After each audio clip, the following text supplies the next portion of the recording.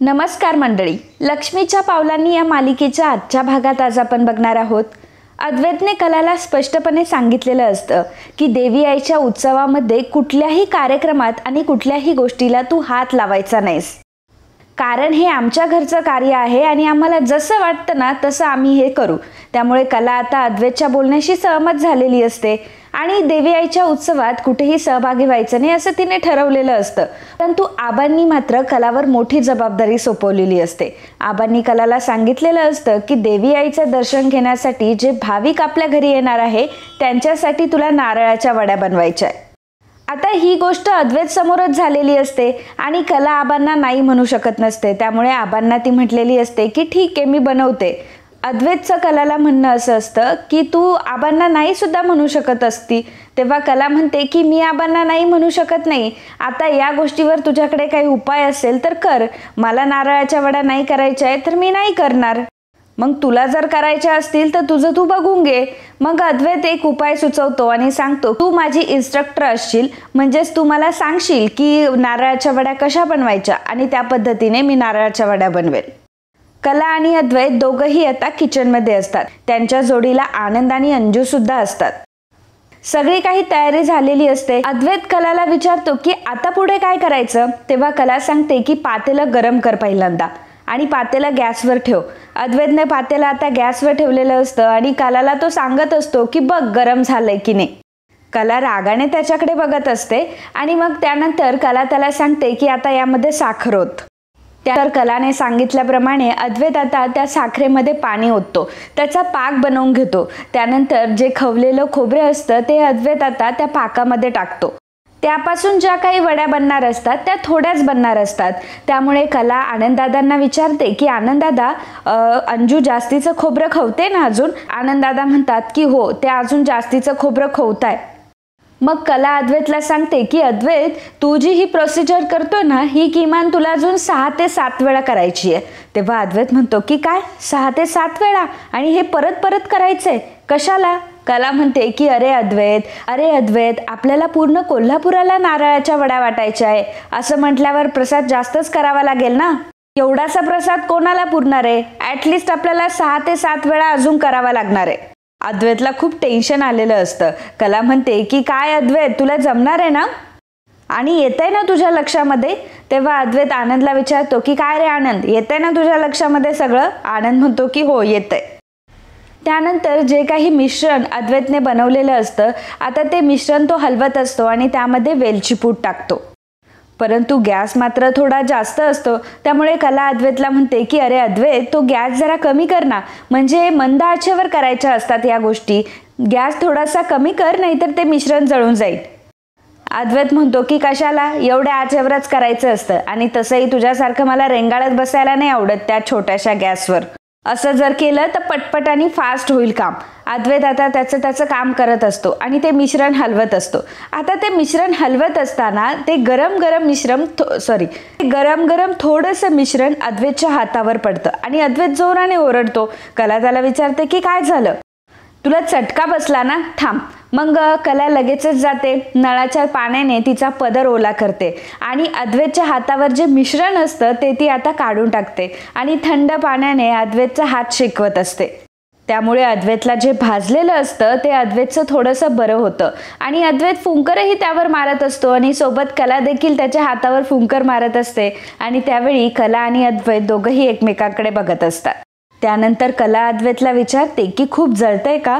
अद्वैत म्हणतो की नाही, एवढं काही नाही झालंय मला. त्यानंतर अद्वैत पुन्हा ते मिश्रण हलवायला घेतो. कला म्हणते की आता हे मिश्रण बनलं आहे, आपण एक काम करूया, आपण आता हे सर्व ट्रेमध्ये ओतूयात आणि मग थंड पडलं की मग त्याच्या वड्या पाडायला घेऊयात. तर मंडळी, मागच्या हप्त्यातील आपली साडीची विनर ठरलेली आहे रेणुका कुलकर्णी आणि त्यांनी त्यांचा आवडता रंग टाकलेला होता बेबी पिंक. त्यामुळे बेबी पिंक कलरची साडी त्यांना लवकरात लवकर दिली जाईल. त्यासाठी खाली एक फॉर्म दिलेला असेल, त्या जर हा व्हिडिओ बघत असेल तर लगेच त्यांनी लवकरात लवकर तो फॉर्म भरावा आणि फॉर्ममध्ये डिटेल फिल करून आम्हाला लवकरात लवकर सबमिट करावा. त्याचप्रमाणे मित्रांनो, पुढच्या हप्त्यात साडी जिंकण्याचा मान आता यावेळी तुम्हालाही भेटलाय. त्यामुळे त्यासाठी तुम्हाला माहीतच आहे काय करायचंय. तुम्हाला आपला व्हिडिओ शेवटपर्यंत बघायचंय, चॅनलला सबस्क्राईब केलेलं असावं, त्यानंतर व्हिडिओला लाईक करायचं आणि कमेंटमध्ये तुमच्या आवडीचा रंग लिहायचा आहे. तर मित्रांनो, वाट कसली बघताय, लगेचच सगळ्या अटी पूर्ण करा आणि साडी जिंकण्याची सुवर्ण संधी हातातून गमावू नका. धन्यवाद. त्यानंतर ते सर्व मिश्रण आता ट्रेमध्ये ओतलं जातं. सगळं मस्त एकदम लेवलमध्ये करून घेतलं जातं आणि नंतर थंड झाल्यावर अद्वैत त्या मिश्रणाच्या वड्या पाडत असतो. अद्वैत वड्या कापत असताना तो चौकोनी वड्या कापत असतो. त्यामुळे कला त्याला म्हणत असते की अद्वैत, आपल्याला शंकरपाळी बनवायची आहे, चौकोन नाही बनवायचा आहे. मग अद्वैत कलाकडे बघू लागतो. कला म्हणते की बरं बाबा ठीक आहे, बनव, तुला काय बनवायचे, परंतु जे काही बनवशील ना ते व्यवस्थित बनव, म्हणजे चौकोन सुद्धा नीट आला पाहिजे. उगाच वाकडे तिकडे वड्या नको कापूस. अद्वैत आता हळूहळू वड्या पाडत असतो. हळूहळू त्याचं काम चालू असतं. कला सुद्धा बघत असते की तो कसं काम करतोय. आता त्याच वेळी घरातले आलेले असतात. म्हणजेच त्याच वेळी सरोज, रजनी, नैना, राहुल जे काही देवी आईची ओटी भरण्यासाठी गेलेले असतात ते सर्वजण तिथे आलेले असतात. आता सरोज हा सर्व प्रकार बघते आणि सरोजचा माथा ठणकतो. सरोज बघते की आपला अद्वैत किचनमध्ये काम करतोय, किचनची कामं करायला लागलाय. आता ह्या मुलीने माझ्या मुलाला ही कामं लावली की काय, असं सरोजला प्रश्न पडतो.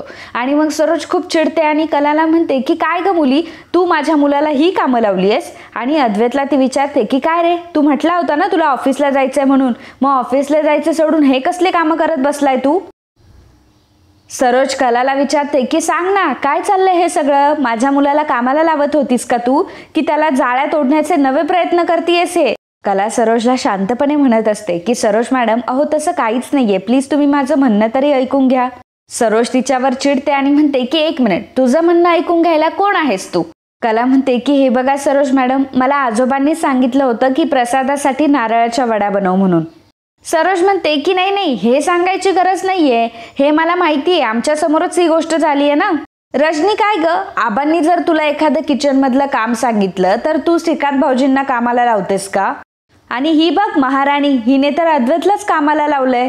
कला म्हणते की अहो मॅडम, असं नाहीये. सरोज म्हणते की गप्प बसा, तू मला नाटकं करून दाखवू नको ह्या सगळ्या गोष्टीचे. आणि तुला जर झेपत नव्हतं तर अंगावर जबाबदारी घ्यायचीच कशाला, मी म्हणते. माझा अद्वैत घरासाठी काही करू शकतो म्हणून काय तू त्याला वड्या पाडायला बसवशील का आता. कला सरोजला म्हणते की सरोज मॅडम, तुमचा काहीतरी गैरसमज होतोय, प्लीज तुम्ही माझं म्हणणं एकदा ऐका. त्याला वाटतंय म्हणून त्याने वड्या पाडलाय आणि त्याला वाटतंय म्हणूनच त्याने नारळाच्या वड्या बनवल्यात. सरोज म्हणते की हे बघ, शब्दांची फिरवाफिरवी करण्याची काही गरज नाहीये, मी माझ्या मुलाला एकदम चांगलं ओळखते आणि तो उगाचच तुझी मदत करायला कधी येणार नाही. त्यामुळे माझ्या मुलाचे कान भरणं पहिल्यांदा बंद कर. जसा माझा मुलगा माझी बाजू घेऊन तुझ्याशी भांडू शकतो ना, तसंच माझ्या मुलाची बाजू घेऊन मी तुझ्याशी काय अख्ख्या जगाशी भांडू शकते. त्यामुळे लक्षात ठेव एक गोष्ट, उगाचच माझ्या मुलाचा माझ्या विरोधात वापर करून घ्यायचा नाही. एक गोष्ट नेहमी लक्षात ठेव, एवढं सगळं होऊन सुद्धा तो तुझी मदत करतोय, एवढं सगळं होऊन सुद्धा त्याने हे सर्व केले ना, याच्या मागे त्याचा स्वभाव आहे, कारण त्याच्यामध्ये अजूनही माणुसकी शिल्लक आहे. आणि तू त्याला कामाला लावलं ना, हा तुझा स्वभाव आहे. आणि तुझा स्वभाव आता मला कळायला लागलाय आणि तुझा स्वभाव न कळण्या इतकी मी मूर्ख तर अजिबात नाहीये. आता मी खमकी, हा तुझं कळायला लागलंय मला तुझं काय चाललंय नक्की ते. आणि एक गोष्ट लक्षात ठेव, जर माझ्या वाकड्यात शिरलीस ना तर मात्र तुला कायमचं सरळ करून ठेवेल मी. कला सरोजला म्हणते की अहो मॅडम, मी तुमचा राग समजू शकते, परंतु तुम्ही माझं म्हणणं तरी ऐका, तुम्ही मी काय म्हणते ते तरी ऐकून घ्या. सरोज मात्र तिचं काही म्हणणंच ऐकायला तयार नसते. आता त्याच वेळी तिथे आबा येतात आणि म्हणतात की काय चाललंय हे सगळं. त्याच वेळी आबांचं लक्ष अद्वैतवर जातं. अद्वैतच्या हातामध्ये चाकू असतो आणि समोर असतात नारळांच्या वड्यांचा ट्रे आणि अद्वैत त्याच्या वड्या पाडत असतो. हे आबांच्या लक्षात येतं आणि आबा म्हणतात की अरे वा वा वा वा, दुधात अगदी केशर घोळावं तसं वाटतंय. खरं तर मला कलाच्या हातचा प्रसाद हवा होता, परंतु इथे मात्र तुम्ही दोघांनी जोडीने बनवलंय हे सगळं. नाही म्हणजे देवीनेच हे सगळं करून घेतलंय आणि त्यामुळे प्रकाशाची वाट अजूनही नजरेसमोर आहे, हा विश्वास कायम राहतो. कला त्यावेळी आबांचं म्हणणं शांतपणे ऐकत असते. मग सरोज कलाला म्हणते की काय ग, मी जेव्हा तुझ्याशी बोलत असते तेव्हा मात्र तुझी जीभ अगदी चुरू चुरू चुरू चुरू चालत असते. आता आबा तुझ्याशी बोलताय म्हटल्यावर त्यांचं बोलणं तू शांतपणे ऐकून घेतेस. आणि काय ग, हे सगळं तू मुद्दाम करतेस ना. आणि हे बघ, आबा जरी तुझ्या पाठीमागे खंबीरपणे उभे असले ना, तरी सुद्धा मी माझ्या मुलाच्या पाठीशी अगदी खंबीरपणे उभी, एवढं लक्षात ठेव. मला पहिल्यांदा तू या प्रश्नांची उत्तरं दे की तू माझ्या अद्वैतला का जाळ्यात ओढतीयस. कला सरोजला म्हणते की हे बघा मॅडम, तुमचा काहीतरी गैरसमज झालाय, मी असं काही करत नव्हते आणि त्याला वाटलं म्हणून तो माझी मदत करतोय. कारण त्याने मला अट घातली होती की देवी आईच्या उत्सवामध्ये मी सहभागी व्हायचं नाही. त्याने मला सांगितलं होतं की माझा उत्सवाशी काही संबंध नाहीये म्हणून. अद्वैत म्हणतो की हो आबा, कला बरोबर बोलतीये. तुम्ही सांगितल्याप्रमाणे मी तिला आतमध्ये तर घेऊन आलो, परंतु देवी आईच्या उत्सवामध्ये तिचा कुठलाही इंटरफेरन्स नकोय अशी मी तिला अट घातली होती. आबा हे बघा, ती मला सतत इरिटेट करत असते आणि त्यामुळे माझी फार चिडचिड होत असते आणि म्हणूनच मी तिला तसं सांगितलं. आणि मुळात म्हणजे आपल्या घरामध्ये जे काही झालंय ना ते मी कधी विसरू शकत नाही. सॉरी आबा त्यासाठी. तेव्हा आबा मात्र मोठमोठ्याने हसायला लागतात. ते बघून सगळ्यांना प्रश्न पडतो की एवढा सिरियस विषय अद्वैतने सांगितलाय आणि आबा का हसताय एवढे. अद्वैत आबांना विचारतो की काय झालं आबा. आबा म्हणतात की अरे, तुमच्यामध्ये जो वाद झाला त्यावेळी प्रसाद करायचा नाही असं कोणाच्याच मनात नाही आलं आणि त्या गोष्टीवर उपाय म्हणून तुम्ही दोघांनी एकत्र मिळून प्रसाद बनवला. खरं म्हटलं तर कलाचे हात प्रसादाला लागावे असं मला वाटत होतं, पण झालं मात्र उलटच. आणि आजपर्यंत देवीला नैवेद्य चढवला जायचा, परंतु आज मात्र तुम्ही जोडीने मिळून नैवेद्य बनवलाय. खरंच किती मोठा योग आहे हा बरं. खरंच ग देवी आई, तुझ्या मनात नक्की काय काय असतं ग आणि किती सुंदर असा योग घडवून आणलायस तू आज. कशा ग देवी आई तुला ह्या सगळ्या गोष्टी जमतात. नाहीतर आम्ही तर अगदी छोट्या छोट्या गोष्टीमध्ये गुंतून बसतो आणि छोट्या छोट्या गोष्टीचं टेन्शन घेत असतो, पण तू मात्र सगळ्या गोष्टी अगदी व्यवस्थितच करतेस हा. तेव्हा अद्वैत म्हणतो की आबा, या गोष्टीमध्ये कुठलेही संकेत वगैरे काही नाहीये. आबा अद्वैतला म्हणतात, अद्वैत अरे, तिचा हात तू कायम धरून ठेव आणि कधीही तिचा हात कधीच सोडू नकोस. कायम दोघं पण एकत्र राहा. कारण तुम्हाला माहितीये का तुमची भेट कोणामुळे झाली. तुमची भेट सुद्धा देवी आईमुळेच झालीये. देवी आईचा संकेत आहे की तुम्ही दोघांनी एकत्र यावं, तुम्ही दोघांनी एकत्र राहावं. त्यामुळे अद्वैत, तू कलाचा हात कधीही सोडू नकोस, कारण देवी आईचंच तसं म्हणणं आहे. हे एक गोष्ट लक्षात घ्या की जेव्हापासून नवरात्रीमध्ये तुम्ही भेटला होता तेव्हा कलाने आपल्या घरात मूर्ती बनवली होती आणि ती अद्वैतनेच तिला बनवायला सांगितली होती. तेव्हापासून एक गोष्ट लक्षात येते का तुमच्या की तुम्ही कधीच सेपरेट झाला नाही. कायम देवी आईने तुम्हाला दोघांनाही एकत्र आणलंय. मला सांगा की तुम्ही दोघं प्रत्येक वेळी एवढे एकत्र का येत होते. जरी तुमच्यामध्ये वाद होत होते तरी सुद्धा तुम्ही आज पण एकत्रच आहात आणि आज तर एकत्र म्हणजे तुम्ही एकमेकांचे नवरा बायको आहात.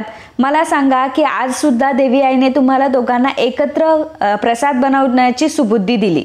अरे, तुम्हाला ही गोष्ट साधी वाटत असेल, परंतु ही गोष्ट साधी अजिबात नाहीये. आता मी तुम्हाला एक गंमत सांगू. तेव्हा कला म्हणते की गंमत आबा, कुठली गंमत.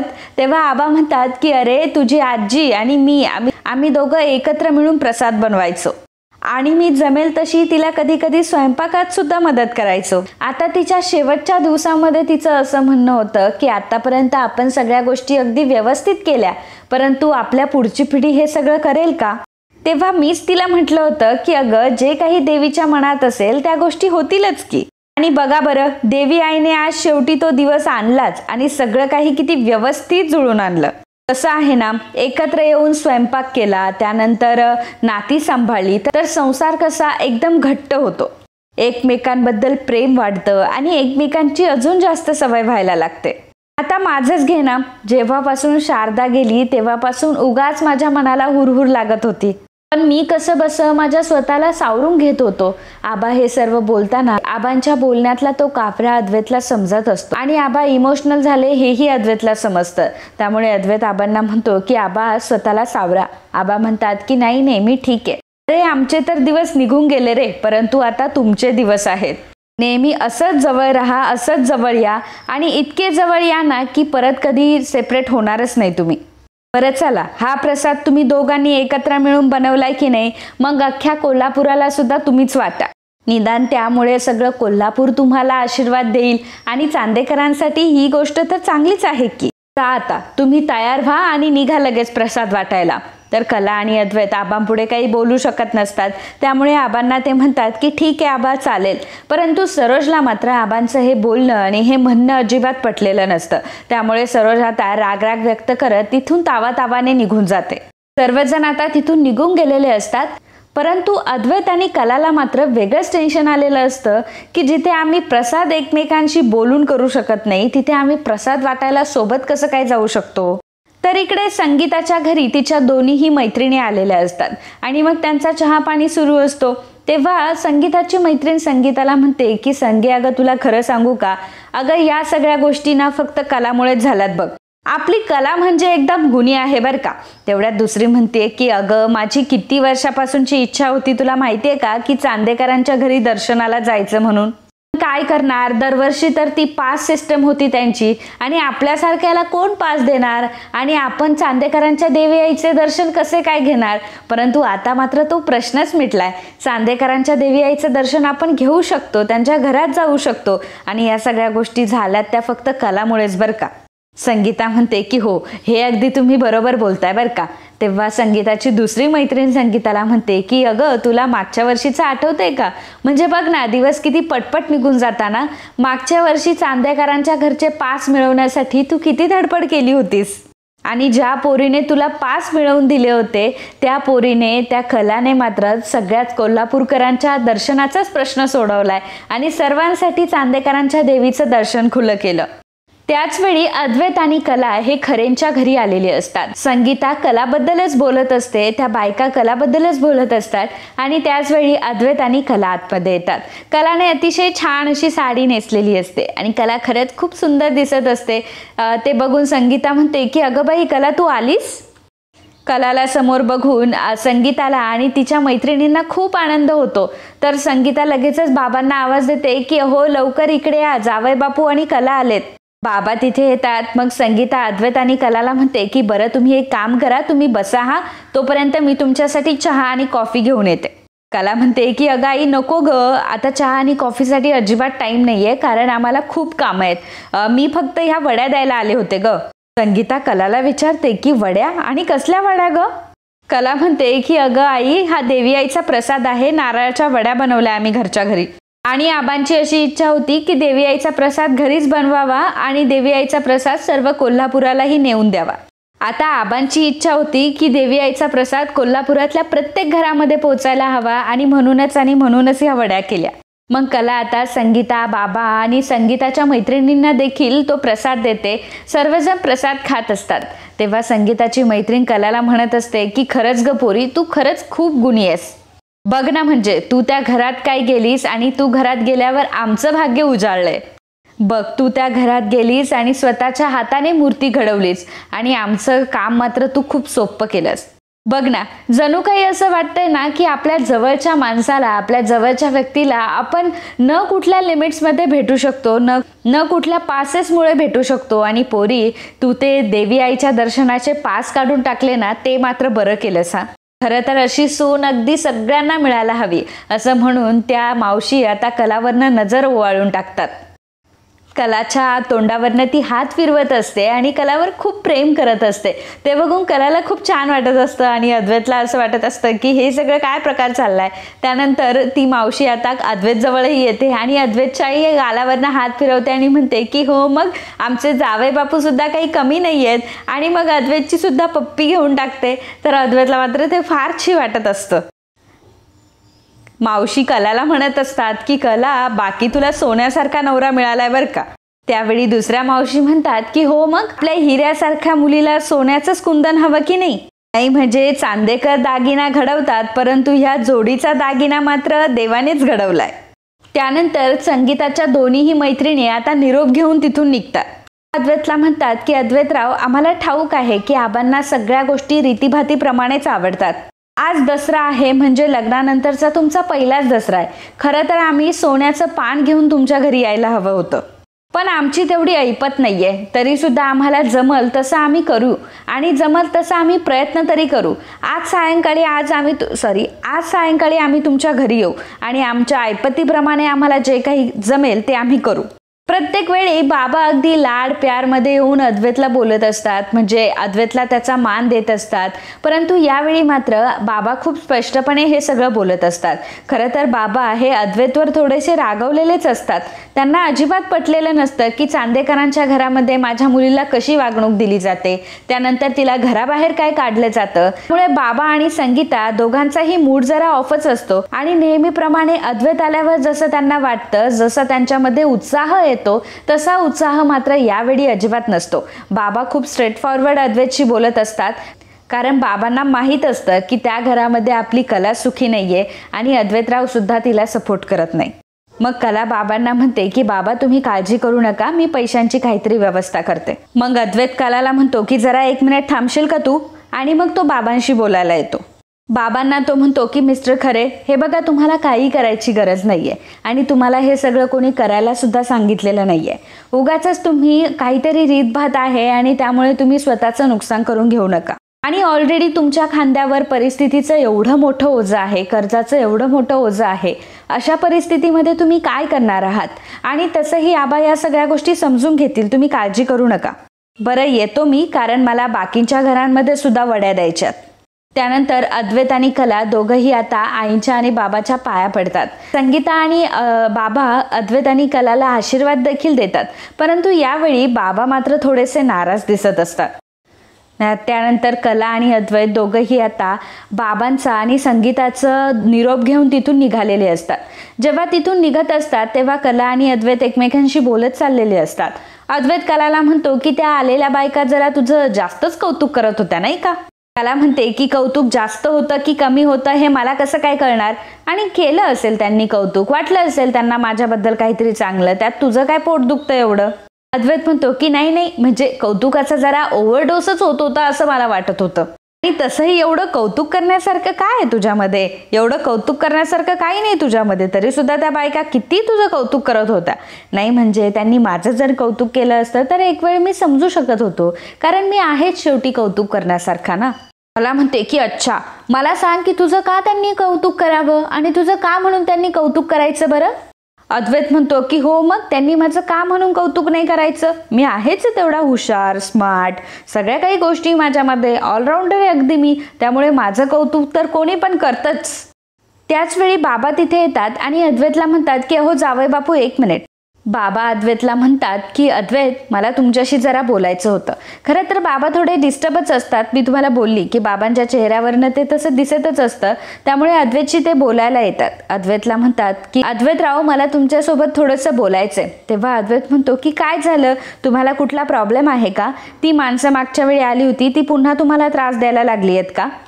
त्यावर बाबा अद्वैतला म्हणतात की नाही अद्वैतराव, तसं काहीही घडलेलं नाहीये, परंतु माझी फक्त एका गोष्टीची एक अपेक्षा आहे की नवरात्रीच्या वेळी जो काही प्रकार तुमच्या घरामध्ये घडला, जे काही तुमच्या घरामध्ये घडलं, म्हणजेच तुम्ही आमच्या कलाला घराबाहेर ठेवलं, आमच्या कलाला घराबाहेर काढलं, रात्रभर आमची कला घराबाहेर होती, हा सगळा जो काही प्रकार घडला तो पुन्हा परत होऊ नये, एवढीच फक्त माझी अपेक्षा आहे तुमच्याकडनं. कसं आहे अद्वैतराव, जेव्हा संसार होत असतो तेव्हा संसार करताना काही गोष्टी ह्या वरखाली होत असतात, काही गोष्टी कमी जास्त होत असतात, पण तरी सुद्धा आम्ही काही गोष्टी समजून घेतोय, कारण आम्हाला माहिती आहे की तुमचं लग्न फारशा चांगल्या परिस्थितीमध्ये नाही झालंय, तुमचं लग्न कुठल्या परिस्थितीमध्ये झालंय ही गोष्ट आम्हाला माहिती आहे, आणि त्यामुळे तुमचा आमच्या कलावर खूप राग आहे हेही मला माहिती आहे.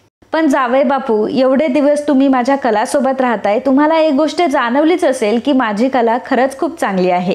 तुमच्या दोघांचे भांडणं होतात ते वेगळीकडे, परंतु माझ्या कलाचा स्वभाव खूप चांगला आहे. आमची कला खरंच खूप गुणी बाळ आहे, आणि एक मुलगी म्हणजे बापासाठी अगदी काळजाचा तुकडा असते हो. जावई बापू, तुम्हाला आता या गोष्टीची कल्पनाही नाही करवणार किंवा तुम्हाला आता या गोष्टीबद्दल काही जास्त वाटणार नाही, परंतु ज्यावेळी बाप आपला काळजाचा तुकडा दुसऱ्याच्या हातात सोपवत असतो ना, तेव्हा त्या बापाला काय वाटतं हे त्या बापालाच माहीत असतं. अहो आपली सगळी नाती, आपण लहानपणापासून ज्या घरामध्ये राहत असतो ते घर, त्या घरातली सगळी माणसं, सगळ्यांना सोडून ती मुलगी तुमच्या घरात राहते, आणि एवढं सगळं होऊन बापाची काय अपेक्षा असते हो दुसरी. बापाची हीच अपेक्षा असते की माझ्या मुलीने चांगला संसार करावा, तिला सासरच्या लोकांनी कुठलंही छळू नये, तिला त्रास होऊ नये, आणि अगदी आनंदात तिने राहावं, एवढंच तर एका बापाचं म्हणणं असतं, आणि एवढंच तर एका बापाची इच्छा असते. आहोत माझ्या कलाला तिकडे एवढा त्रास होतोय, ती रात्रभर घराबाहेर राहते, नक्की माझ्या कलाचा आता काय सुरू असेल या गोष्टीने मला आणि संगीताला, आम्हाला दोघांनाही डोळा लागत नाही हो रात्रीचा. आम्ही सतत नेहमी त्याच गोष्टीचा विचार करत असतो. जावई बापू, मी तुम्हाला हे सगळं बोलतोय त्याचं तुम्ही वाईट नका लावून घेऊ. अहो हे सगळं बोलतोय मी माझ्या कलाच्या प्रेमापोटी बोलतोय, माझ्या मुलीसाठी बोलतोय.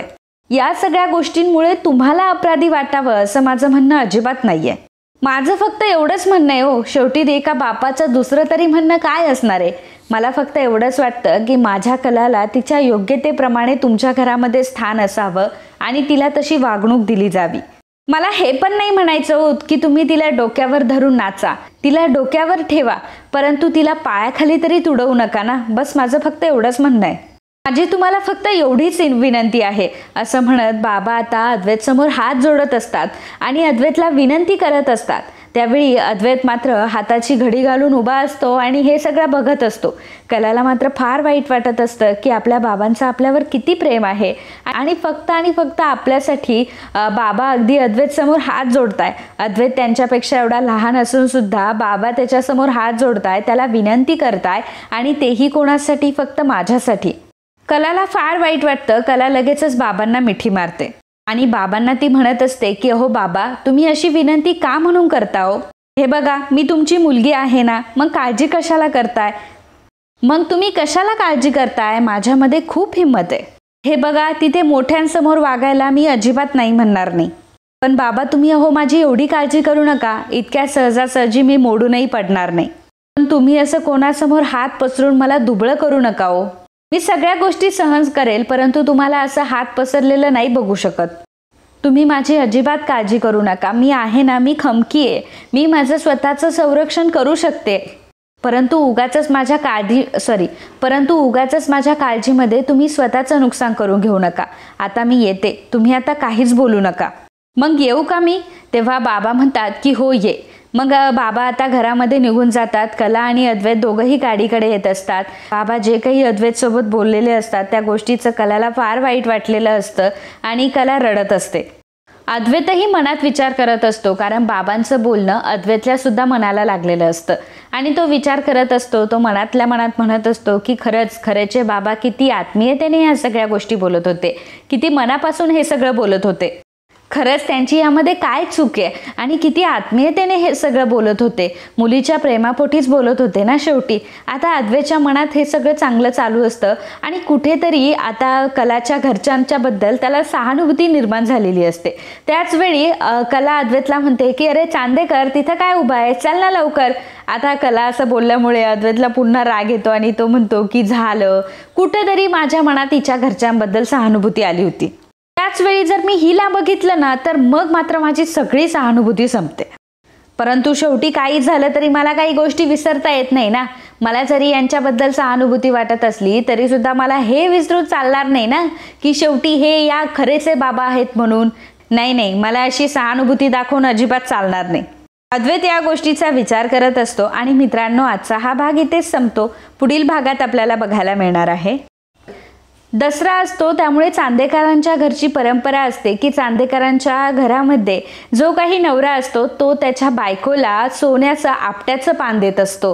अद्वैतला काही कलाला द्यायचं नसतं, परंतु शेवटी परंपरा असते आणि आबा परंपरेचे किती जागते आहे हे आपल्या सगळ्यांना माहिती आहे. त्यामुळे आबा अद्वैतला म्हणत असतात की अद्वैत, तू आता कलाच्या हातामध्ये ते सोन्याचं पान दे. त्यामुळे अद्वैत फॉर्मॅलिटी करत असतो आणि जाऊ दे, ते पान द्यायचंय म्हणून देत असतो. मग आबा अद्वैतला म्हणतात की अद्वैत, काय रे, किती वर्षापासून आपल्या घरामध्ये तू सोनं लुटतोय? तुला आपल्या घरची परंपरा माहीत नाहीये का? मग आबा ज्याप्रमाणे गोष्टी सांगत असतात, ज्याप्रमाणे बोलत असतात, त्यांच्या पाठोपाठ आता अद्वैत बोलत असतो. अद्वैत कलाच्या हातामध्ये सोन्याचं पान देत म्हणत असतो की हे पान घे आणि माझ्या आयुष्यात सोन्यासारखी राहा.